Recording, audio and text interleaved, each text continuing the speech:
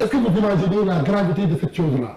C'est-à-dire que vous avez appréhendé des Sénégalais sur le territoire national et après vous nous permettez de lui demander yéen nan ngeen sant. mais monsieur Touré ci enquête bi ñu la jàppee duñ la laaj noo sant. non en fait loolu dafa anormal wala. non maanaam lu anormal mooy nga bëgg a catégoriser benn sant parce que gis nañu. est-ce que du yéen a bëgg a yóbbu affaire bi foofu parce que enquête bu mu mënti doon maara deytaare Aïcha laa gën a yëpp Aïcha bii bu ñu ko jàppoon dinañ ko Aïcha noo tudd noo sant. amul benn doomu aadama bu ñuy jàpp di la yóbbu te duñ la laaj noo tudd noo sant. ak foo dëkk loolu moom c'est la première chose bu enquêteur di laaj. juste pour dire que justement. dinañ ko est-ce que yéen a ut ay catégorisation. voilà li may dolli que ñaamu sax est-ce que du ñoom ñoo ut catégorisation ba am ñoo xam ne bu ñu leen laajee fu ngeen sant rek yéen ngeen yóbbu wax ji foofu. est-ce que du yéen ay problème bi finalement. am na man j'ai eu cette arrestation. ok ñu ngi lay déglu. oui j'ai eu cette arrestation. bu ma jàppee y a pas de mal. ñu naan monsieur Touré sa sant jël say filiation mais ñu jàpp ay nit ñoom ñoo ko waxal seen bopp yéen ñoo leen sant. su fekkee sant ku jege sud la yow moom waaw. da ngay fekk si Ousmane Sonko parce que nee na souvent sant yi am maanaam résonance su maanaam tey jii nii joolaa rek daanaka dañ leen di xaw a. xam nga c'est des faits. ndax foofu nga bëgg a waxee wala. non effectivement c'est des faits yoo xamante ne dafa am parce que ñu ngi jàppoon dafa am ñoom sant bu leen di yóbbu dans le sud et pratiquement ñooñu dañ leen bàyyi ñu ñibbi. non si les vidéos sont là les conférences de presse sont là. noo sant Sagna noo sant Diatta vous êtes des rebelles tel deux. en fait avant ñu dénoncer d'abord non ku ci nekk mën nga dénoncer mais man j'aurais aimé à ce que ñu dénoncer yenn pratique yi Diatta nga sant tu es rebelle Sagna nga sant tu es rebelle. donc yow toi tu vois au-delà. non loolu laay njëkk a dénoncer man d'abord à titre personnel xam nga ku ci nekk mën nga wax sa xalaat. loolu dañ la ko nangul nous sommes dans un état de droit. article 10 constitution nee na chaque citoyen sénégalais am na sañ-sañu joxe opinion délit d'opinion amul ci réew mi je pense c'est-à-dire man su ma amoon bu may njëkk a dénoncer loolu laay njëkk a dénoncer d'abord maanaam ku jógee sud non ay rebelle lañu ay nii lañu mais loolu su nekkul stigmatisation lan la. monsieur Touré mën naa dugal beneen laaj. d'accord léegi supposons. li ma wax Babacar sànq laa lay waxaat lii ngay wax nii am na dëgg la est-ce que daa war a daganal waxu Ousmane Sonko yi c'est-à-dire man may juum kii di juum est-ce que daa war a jox raison pour yow ngay juum wala ngay wax naka su dul noonu man may def bêtise est-ce que dafa laa war a jox raison pour ngay def bêtise ñun ñëpp ñuy maase di def bàkkaar est-ce que daa war a tax bàkkaar la gan c'est-à-dire est-ce que lii nii dañ ko war a layal ak lu mënti xew avant ak lu war a mën a xew suba est-ce que propos yu mel nii dañ ko war a valider ci réew mu toll ni Sénégal. c'est ça ma question. am na nit buy wax rek day wax ci tolluwaayam ak ci loo xamante ne moo ko dund donc essayons ñun ñëpp de se mettre à la place de cet homme-là bi nga xamante ne moo yëkkati yenn propos pour wax ni wala nguuru Macky Sall dafa am benn stigmatisation bu muy def ñu dëkk dans le sud et particulièrement ñu dëkk bi noonu depuis événement muy mars muy juin yenn localité yu bëri mën na ñàkk ay morts mais foofu mënul ñàkk moom doon te après lu gën a garaaw ci mbir mi mooy maanaam Sénégal léegi et je tenais vraiment à le dénoncer c'est-à-dire ñu ci bëri da ngeen di dégg mais j'ai comme l'impression que dañuy def li ñuy wax apologie du meurtre c'est-à-dire dès lors que ñu génn dem ci manifestation même si c'est une manifestation autorisée ku ñu ci rey yaay perte chose qui est inadmissible dans un état de droit que mu nekk ñu ñu faat Bignona Ziguinchor ak ñu faat Dakar wala Fouta c'est des citoyens sénégalais que la justice fasse son travail depuis mars 2021 jusque là am na ñu faatoon 14 mois fan la mujj est-ce que dégg nga ku ñu jàpp traduire que devant la justice situer les responsabilités benn responsable la am muy le président Macky Sall xam nga responsable ça ne veut pas dire coupable encore une fois. Tu es responsable ak tu es coupable c'est deux choses différentes réewum Sénégal lu fi xew. Qui est responsable lépp lu dal Sénégalais un citoyen sénégalais. Qui est responsable qui est coupable dans cette situation. effectivement xam nga coupable justice moo mën a wax kii moo coupable maanaam diw mi kat moom moo boom diw yoon def ci moom liggéey ba ca mais par contre 14 personnes 14 citoyens sénégalais faatu ci ay événements. yoo xamante ni faatu bi mënoon na ñàkk mu nekk ay boom yu flagrant lu ñu jël exemple bi xew Parcelles Assainies vidéo bi ñun ñëpp gis nañ ko vous êtes des journalistes policier bu taxaw teg si taram ci oto visé benn citoyen sénégalais bu doon vaquer à ses préoccupations wala bu doon manifester désarmé un citoyen désarmé avec son drapeau national mu dóor ko ci bopp mu daanu dee ñu koy filmer mu yéegaat ci auto police un policier identifié ba léegi loolu fan la mujj. léegi ba taa war a tax wax yi nu mel ñu war koo dagal ci réew. non dama ne balaa parce que man loolay sama laaj nga lim lii lépp moo tax ma lay laaj ndax wax yi dañ ko war a daganal ndax lii daa xew. ba sama préoccupation xam nga mooy ñu taxaw d'abord dénoncer jusqu'à la dernière énergie ces genres de pratiques parce que dafa bëgg dañoo commencer banaliser c'est-à-dire la vie humaine ñetti nit faatu nañu 17 juin après fan la mujj. mais defu leen marche wala manifestation boo xam ne yéen mën ngeen ñu justice ñëw ci loolu juste politique yi rek ngeen di def chaque jour. non ci ñan parce que man je suis pas là pour représenter Yewwi Askan Wi je suis un citoyen sénégalais qui donne son opinion par rapport à des faits.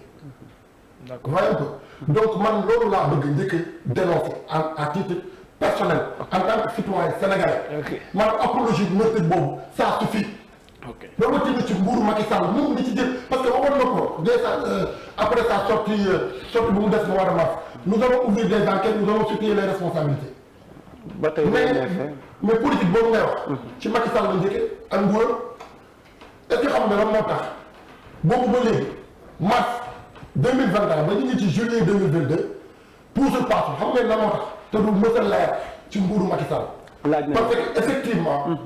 bëgg nañu à chaque fois suñuy dem ci ay plateau wala suñuy wax askan wi ñu naan leen kuñ ci rey yaay perte xanaa gisoo leen ñu rey mois de mars ku ñu ci rey yaay perte xanaa gisoo leen ñu faat mois de juin loolu c'est un discours irresponsable. d'accord léegi ñu suñu xewet dañoo war a situer les responsabilités. suñu ko situé woon ñu faatu 3 mois yi am ni yu 17 juin. laataa may delloo yaa Moussa dama bëgg rek ma defaraat laaj bi ndax mu tontu ma. sëñ bi Touré li xew nii da nga koy cautionné waaw wala déet kaddu yi ni mel ak boor ba mu mënti jóge ndax yow da nga cee am yi Ousmane Sonko yëkki dem non li mu wax du ma ci jaaraat man yooyu kaddu non je mais dama ne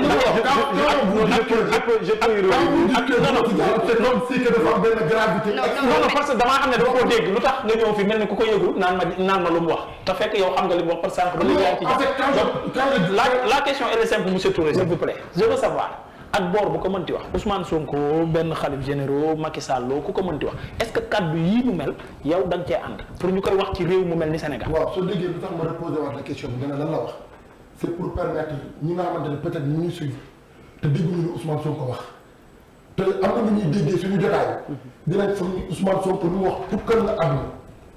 non par exemple moi je suis simple ci question bi defe naa ñun ñëpp li Ousmane Sonko. Qu'est-ce qu'il a dit?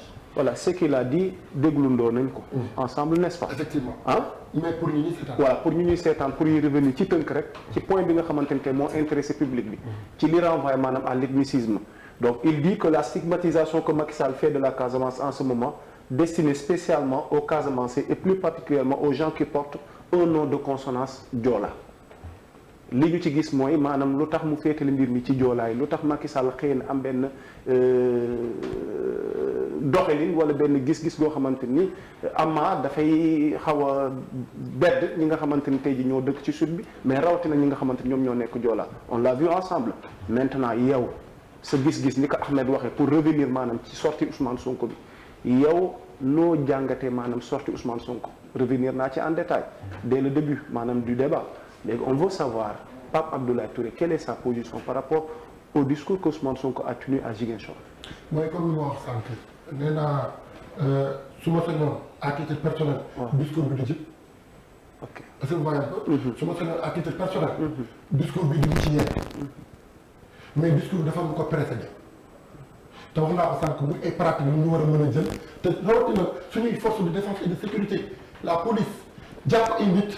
dizaine vingtaine dina laaj noo leen sant c'est-à-dire nekkul dañ lay laaj sa tur ak sa sant dañ lay laaj noo sant pour ñu catégoriser la ci benn xeet ne la soit rebelle nga wala soit yéen ñi leen tàmbali nii wala soit nii wala ne parce que effectivement am na koo xamante ni ci ñoom la bokk il aspire à diriger ce pays loolu la ñu war a njëkk a dénoncer d'abord man loolu laa jàpp ni moom moo war a nekk premier fait bu ñu war a dénoncer Ousmane Sonko même ci waxee mais dafa am ñoom dañoo jëf te jëf boobu méngoowul rek yamale nit ñëpp mais Macky Sall dem na fi Ziguinchor si vous voulez que la Casamance soit une partie intégrante du Sénégal vous voyez ces genres de discours na koy tenir ci ay campagne loolu yëpp nañ ko les faits sont là.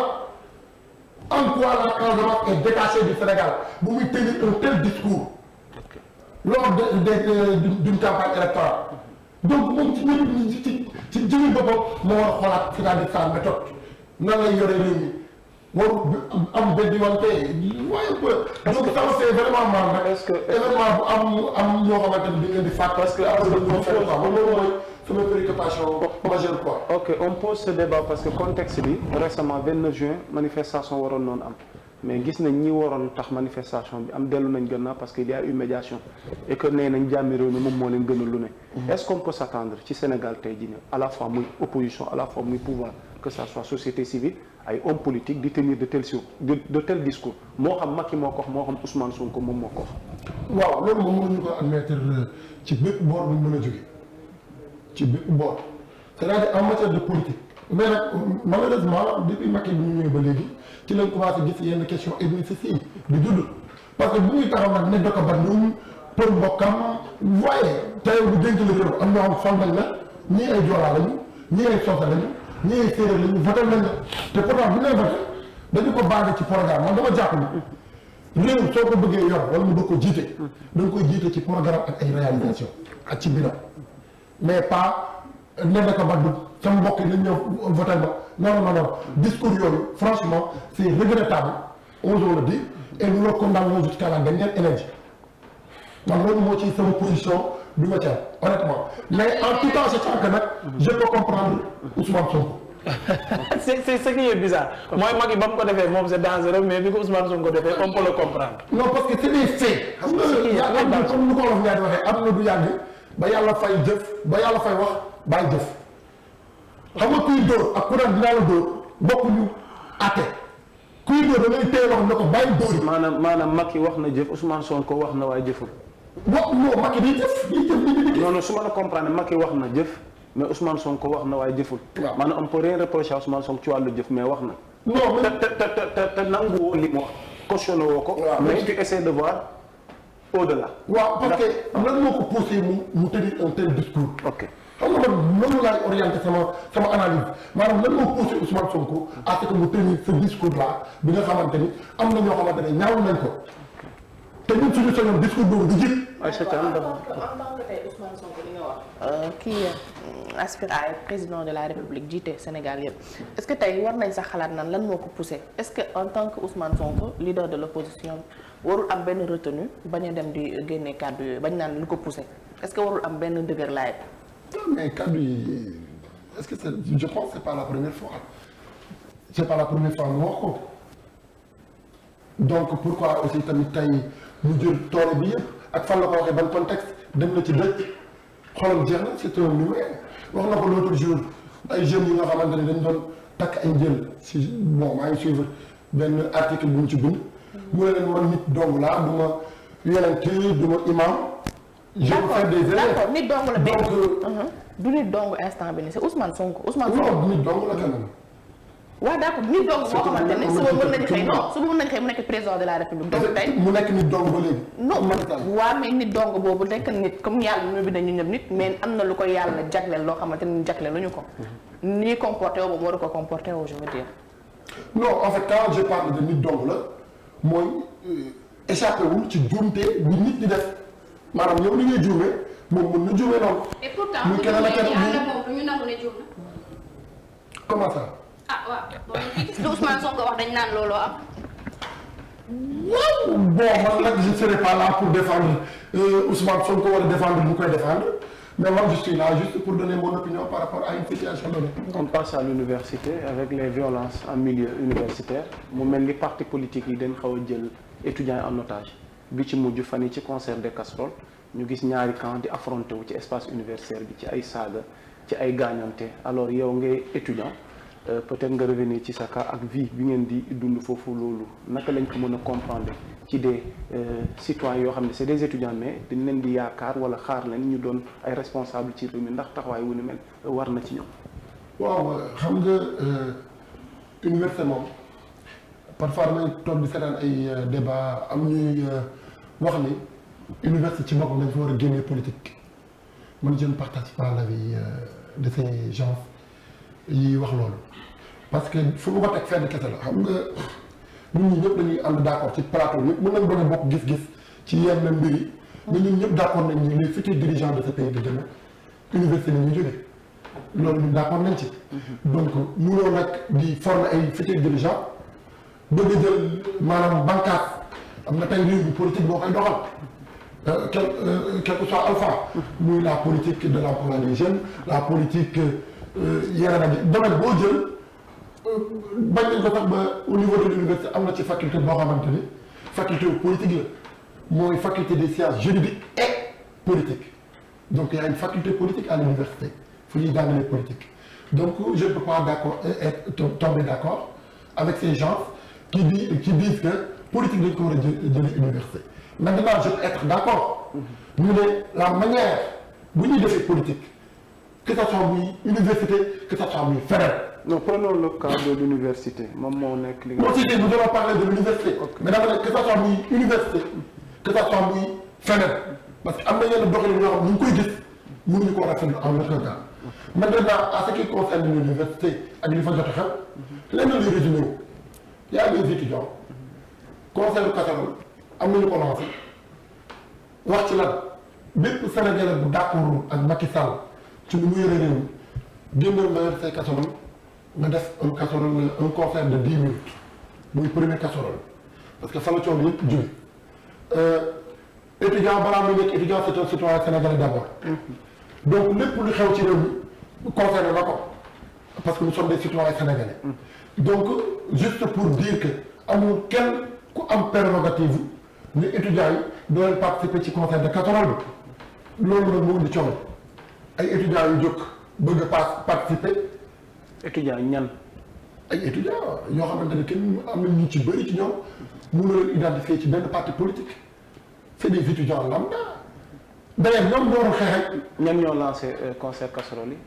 oui la coalition Yewwi Askan Wi à travers leur porte-parole Ousmane Sonko. ok donc étudiants yu bokk waa Yewwi Askan non parce que ñi génn keroog yëpp. mais parce que ICAP suñu wootee rassemblement ak ñi génn keroog yëpp mais y a pas photo man j'ai vu des gens yoo xamante ni mënoo leen identifier ni ñii fi lañ bokk kon Yewwi Askan Wi am na doole lool biir université parce que vous avez vu les vidéos mbooloo bu génn jour boobu biir université malgré coow li malgré pëccëxoo bi mais les étudiants génn nañ massivement pour wane seen désaccord par rapport à la gestion du régime de Macky Sall. indi xeex bi violence bi sànnante xeer yi saagante yi comme fekkee nga ko te yaa ngi fi woon. lan moo ko indi. waaw lan moo fa xew. ay nit yu taxaw tem ne kenn du génn def lu ñuy woowee concert de casserole te ñu bokk ci Macky Sall. ah bon ñu leen di woowee mouvement des élèves et étudiants républicains maanaam maire boobu mooy mouvement étudiants yi fare ci Benno Bokk Yaakaar ñoom ñoo génn taxaw ne fii kenn du fi concert de casserole parce que ñoom jàpp nañu université kenn waru fa def luy naqari Macky Sall ñun ñëpp xam nañ ni concert de casserole bi ay dañoo neexul Macky Sall parce que dafa barricade boppam sax d'ailleurs mais kenn du ko def fële ca Mermoz la dëkk si je ne me trompe pas donc loolu ñu gis ko loolu moo indi coow am ñu génn ne leen moo leen université te ñu génn ne leen moo leen université fekk am na ci ñoo xamante ne mën nañ leen identifier ne ñii Pastef UCAD lañ bokk wala ci opposition bi lañ bokk mais la majeure partie la quasi-totalité ñi génn matuñu maanaam bokk mënoo leen identifier ci fu ñu bokk la preuve marché le 8 juin autorisé wuñ ko. tout à fait. benn groupe d'étudiants mobilisé wu à l'université ne ñoom dañuy dem ci manifestation ba à la place de l'Obélisque ñi may wax sànq dogaale leen ci biir université bi dóor leen nangu seeni drapeau yóbbu seen siège ñoom est-ce que yaa ngi bàyyi xel bu baax chose qui prouve que ils étaient minimes waaye conseil de casserole mais ñoom la ñu duma c'est-à-dire majorité bi étudiants yi ñoo génn duma leen ñoom bu ñu daw làqatu ji après nag lu indi coow li mooy dañuy identifier ñoo xamante ne ci opposition bi lañ bokk fekk leen seen chambre violence bi ngay dégg ci bëri seen chambre dañuy bàyyi ba ay 4 heures 5 heures du matin ñu identifier ci ñaari nit dañ ñoom ñu def seen groupe fekk leen seen chambre attaqué la mais jamais.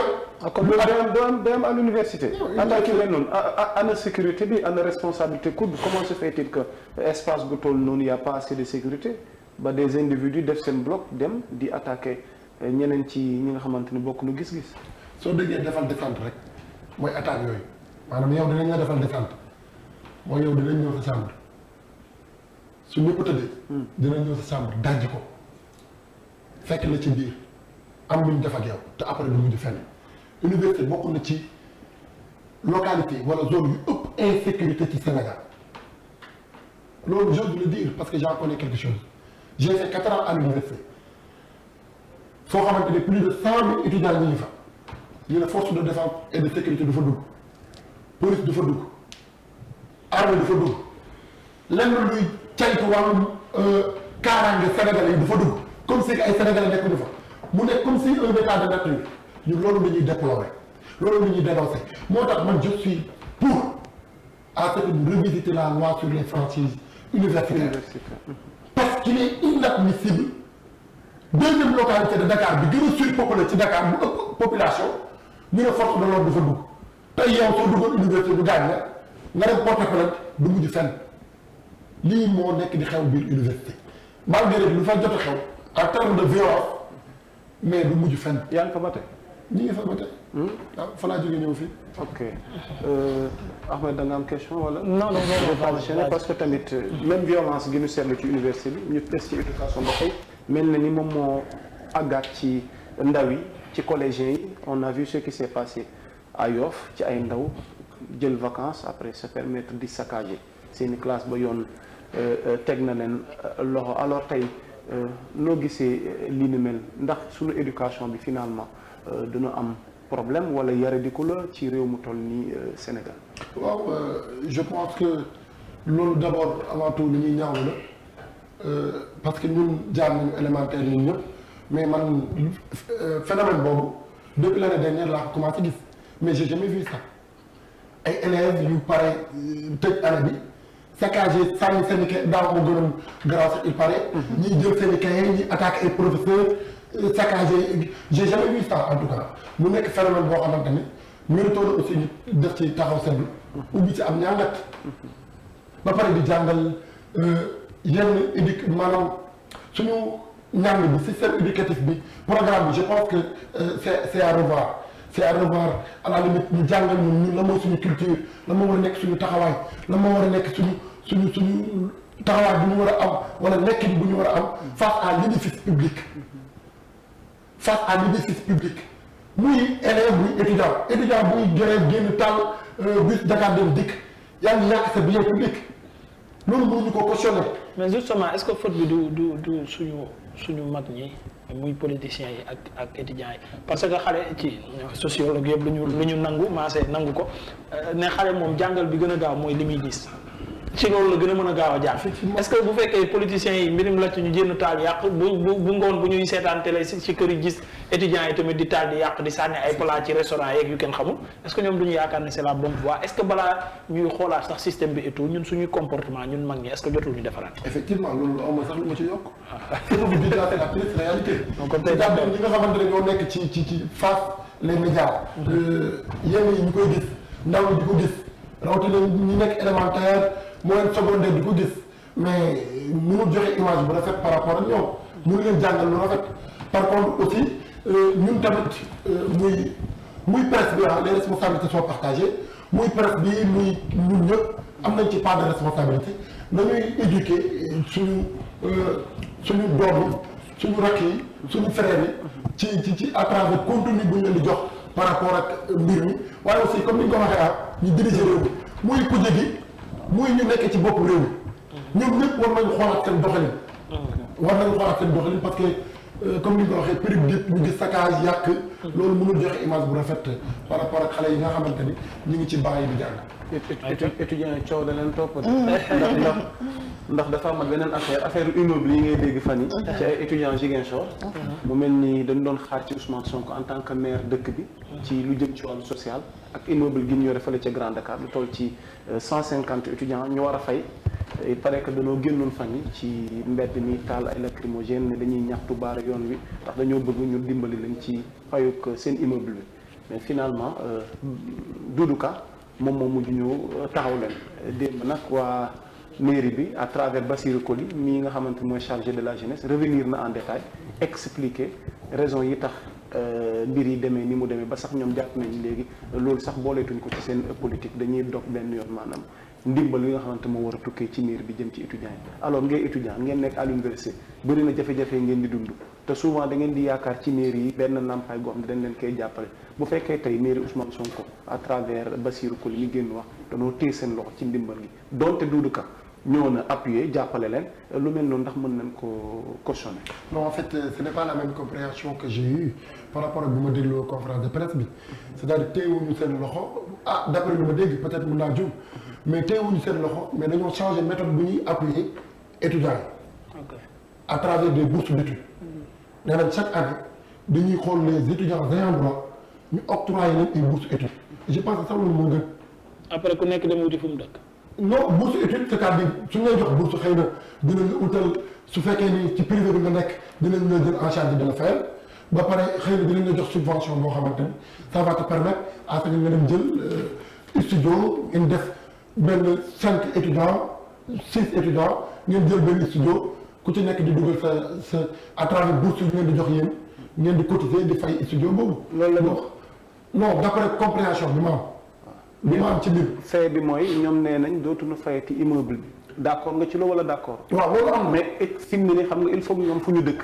est-ce que jàpp nga ni le temps ñuy àgg ci loolu te ab étudiant dafa war a nekk ci condition xëy na bu fekkee mën lépp mën tamatit waaye y a un minimum. est-ce que jàpp nga ni méthode googu noonu tey jii nii war nañ ko mën a nangu. non man lu ma d'accord parce que yaa ngi naa ko xeexal ay étudiants. lu ma d'accord mooy mairie yi dañoo war a dugal seen loxo bu baax a baax jàppale étudiants yi. parce que certes état moo war a def lu bëree bëri mais manquement yi bëri na ci côté état bëri na trop parce que sooy xool orienté le fait d'orienter surpeuplé université ba étudiants yi amuñu fu ñu fanaan donc loolu rek lu doy waar mais mairie yi aussi nañu am habitude di jàppale étudiants yi parce que condition d'étude yi dafa metti trop bëri gis naa ñu bàyyi ndax condition yi attanuñ ko gis naa ñu abandonné wala ñu carpêché ndax navette bi ñuy def imaginons ñu ngay jógee ñàng wala ngay jógee Diamniadio am na ñuy jógee bari di jàng si di wàcc di ñibbi heureusement que terre bi sax mi ngi fi xaw na am lu tuuti. waaw bi nga demee ba Diamniadio tamit jaar bari ñi doon ne Sébikotane tamit rek. waaw am na étudiants yi fay jógee yow it tamit nag. waaw da nga yaakaar ne suñu waa dëkk jàng ni. non di jàng. waaw vraiment exemple Sébikotane bokk. voilà ñu ay étudiants yu jógee Sébikotane. voilà di jàng ci oto yi. vraiment c'est tellement dur xam nga man sama première année sama premier semestre dama ko yóbbu rattrapage mooy da nga ko rattrapé te dara warul ko woon lu dul. ban département nga nekk yow. faculté des sciences juridiques et politiques. ok te dara warul ko woon droit ngay jàng. waaw droit mais dara warul ko woon lu dul li ma doon jóge Tivaouane Peulh di xëy di dang ci oto yi su ma wàccee sama cours TD yi may wàcc 20 heures war a ñibbi balaa maa yegg suñu kër presque 22 heures 23 heures du ma am temps de récupération parce que je dois me lever à 4 heures du matin pour mën a am oto mën a ñëw teel a jàpp place parce que soo teewul yegg si doo am foo toog moo tax dañuy teel a yeewu pour ñëw jàpp place teel a yeewu bi ngay teel a yeewu soo wàccee soo demee dañuy tëdd dama doo am temps réviser doo am temps xoolaat sa cours yi donc loolu bëri na ay étudiants yoo xamante ne loolu moo leen poussé ñu cartouché donc. soo cartouché. non cartouché mooy koo xamante ne tu as repris 2 fois dàq la. lan mooy sa situation actuellement nii. bon à l'université parce que souvent tu le dis injustement suspendu wala dañ la dàq injustement lan nga def lan moo xew ba ñu réintégrer waat la est-ce que tu peux y revenir. sama ko mais sama jigéen invité woon na ma donc waxtaan nañ ci yu bëri. surtout xam nga bi ngeen di nekk foire la. non ba tey non c'est-à-dire que ok ñëwoon na ci. mais même doy voilà non pas. maanaam sama situation mooy ba injustement bi. ba jàll na. weesu nañ. réintégré waat nañ la. mais injustement bi tout le temps tu insistes ba tey. non c'est parce qu'il n'y a pas réintégré waatuñu. On est dans une université privée à l'université Ahmadou Hampâté Bâ foofu la ñuy jàngee actuellement nous sommes en vacances. boucler nañ ci ñoom ñoo lay jël en charge wala yow yaay jël sa bopp en charge. non moom autorité moo ñu jël en charge te ba léegi nag xamuñu ban autorité moo ñu jël en charge parce que ce sont nos coordonnateurs yu nekk ci coalition bi. ce qui me suit n'est pas de l'opposition cette autorité n'est pas de l'opposition. c'est une autorité étatique. yoo xamante ni ñoo jël les 34 étudiants injustement suspendus. di leen fay université Ahmadou Hampâté Bâ foofu la ñuy jàngee. yaa ngi ñaata ban année. ñu ngi bon bokk nañ suñu deuxième année di entamer suñu troisième année. parce que bu ñu demee ñun ñëpp reprendre ak suñuy bon loolu rek la ñuy ñaaw le fait que ñu perte intégralité wu année 2020 2021 bi. yéen a ngeen reprendre Hampâté Bâ wala bu fekk. ñun ñëpp reprendre. même chose ngeen di jàng. waaw mais bi nga ñëwee nag war nañ la nga choisir entre nga changer formation wala nga continuer étude de droit parce que à Hampâté Bâ y a des études de droit man bon la majeure partie ñoom ñëpp droit la ñuy. yow nag droit nga continuer. waaw droit la ñuy continuer parce que droit bi nag honnêtement soo nga reprendre ak beneen kii tu risques de perdre année yi nga defoon ci droit bi yëpp parce que dangay commencé waat première année. mais par exemple baa yaa ngi jàng sérieusement parce que on te sent trop ci activisme bi des fois ci terrain politique bi tu fais de la politique wala de l'activisme. en tout cas maa ngi passé. non tu fais de la politique moom li muy def ak li muy jàng. dafa xaw a wute parce que droit Touré. non xam nga daloo en tant que nit droit dafa war a dal war a mais yow da ngay xët rek. waaw mais bon xëy na fugg bi la jeunesse bi le fait que ñuy màgg parce que bon ñu suivre. tu as des ambitions politiques. non ay ambition politique pas pour le moment en tout cas. Okay. Parce qu'on te sent beaucoup plus tey jii ni kuy dal ci kaw nguur gi. on te sent beaucoup plus proche tey jii ni de l'opposition. ndax sax mel na ni looloo taxoon xëy na ñu daan la sonal à l'université ci ay positions yi ngay jël par rapport ak nguur gi est-ce que tu peux revenir. non mais d'habitude c'est comme ça c'est-à-dire d'habitude analyse boobu. fan nga féete yow. ci tolluwaay réew du question fan nga féete mais xam nga responsabilité yi ñoo bokkul aussi xam nga koy su ma génnoon tey ma jënd ci boutique bi benn produit mais j'ai payé 18% TVA. xam nga loolu yóbbu ma ko ci keesu opposition ci keesu état laa ko yóbbu. et puis d'habitude su ñuy wax dañuy wax ak ñi ngànk réew mi maanaam ñu am responsabilité xam nga ñun doo ñu mës a dégg attaque koo xam ne amul benn poste de responsabilité même su fekkee ni ci coalition benn bokk yaakaar nga bokk mais yow doon intéressé donc mënul bokk en 2012 2011 waa Y'en a marre M23 bu ñu fiy nekk di xeex c'était les mêmes propos ñu far ci wàllu waxoon mais ñii dañoo ànd ak opposition bi. mais ñan ñoo nekkoon opposition bi à l'époque du ñu nekk ci nguur gi donc tey c'est la même pratique c'est-à-dire répétition encore bu souvent aussi ñu nekk ci opposition bi falu doxalu ñu yoon mais nga taxaw dénoncer loolu dañ lay wax ni yow ci opposition bi la bokk peu importe opposition bi waaj donc juste pour dire que loolu yàgg nañu ko dégg ci opposition ngeen gën a far que ci pouvoir parce que effectivement ñoom ñoo yor la gestion de nos ressources naturelles ñoo yor la gestion ci suñuy biens publics ñoom la ñuy voter budget ñoom ñooy exécuter entre autres donc ñun suñuy waxal mais ñoom la ñuy waxal parce que su fekkee xëyu ndaw yi dafa tàggatémbe mais mënuñu wax opposition bi en quoi l'opposition est mêlée dans la politique de l'emploi des jeunes su ñu waxee agriculture doxul en quoi l'opposition est mêlée dans la politique de l'agriculture entre autres donc moo tax ñun suñuy wax ñi jiite réew mi ni ñuy waxal. d'accord merci beaucoup yaa Moussa bu fekkee mën naa laa may last. waaw last bi mooy. last def nga kaso combien de fois. bon on m'a envoyé 2 fois en prison. ok j'ai eu cette arrestation mais yenn yu ci bëri bon. da ngay def li ci ëpp motif bi lan la. comme da participation à une manifestation non autorisée. ñu ngi sant yàlla ne kenn mësuñoo porter plainte mësuñu ñoo arrêté ci leneen bu dul participation à une manifestation non autorisée. parce que fan yi li tax question bi mooy foofu laay terminer am na ñu fi jiiñ terroriste ba teg leen loxo ñu ngi kaso 84 otages yi ak seen collectif yi tamit donte libéré nañ leen jàpp nañ ni ñoom it dañ leen jàppoon manifestation non autorisée jaabante kaso googu nga am une expérience ci wàllu prison est-ce que loolu ngeen jàpp ni xëy na moom mooy méthode bi tout le temps génn manifester jàpp leen ni tey jii nii en tant que jeune ak fi jamono toll war ngeen am yeneen méthode lu dul tout le temps ngeen génn manifester te xam ngeen ni dañ leen di tere manifestation. waaw xam nga soo dëkkee ci réew moo xamante ni dañu ko classé mu bokk ci 25 pays yu gën a pauvre dans le monde ba pare rapport OIT organisation internationale du travail ne réew mi suñu réew mi Sénégal mooy ñetteelu réew bu ëpp ay chômeurs dans le monde donc méthode yi bëri na te bokk na ci méthode yi mooy ñuy jël gaal gi di dee ci géej gi ñoom loolu seen méthode la seen choix la voyez un peu donc ñun tamit am nañu suñu méthode muy lan ñun jëluñu gaal demuñu ci géej te ku ñu gis ku koy def dinañ ne ñun d'accord ak yow géej gaa ngi rey de. ñu ngi rey bu baax a baax moo tax ñun lu ñu choisir mooy toog ci réew mi xeex suñuy droit c'est notre droit le plus absolu maintenant le droit à la manifestation c'est un droit constitutionnel garanti par notre constitution préfet nag wax fu dëgg yàlla arrêté yi ñuy génne yëpp amul ku ci mën a génne arrêté préfectoral de Dakar buy wane ni bu bokk ci motif yi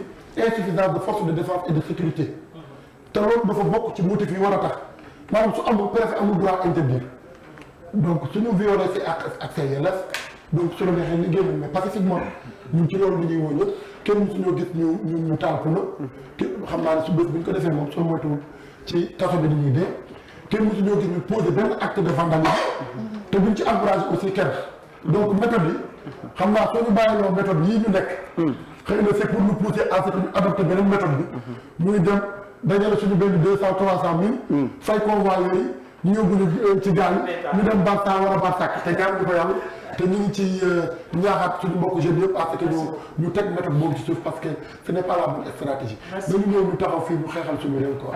merci beaucoup monsieur Touré merci beaucoup Yamou. enchaîné ak Aïcha Thiam di dem xool ji astuce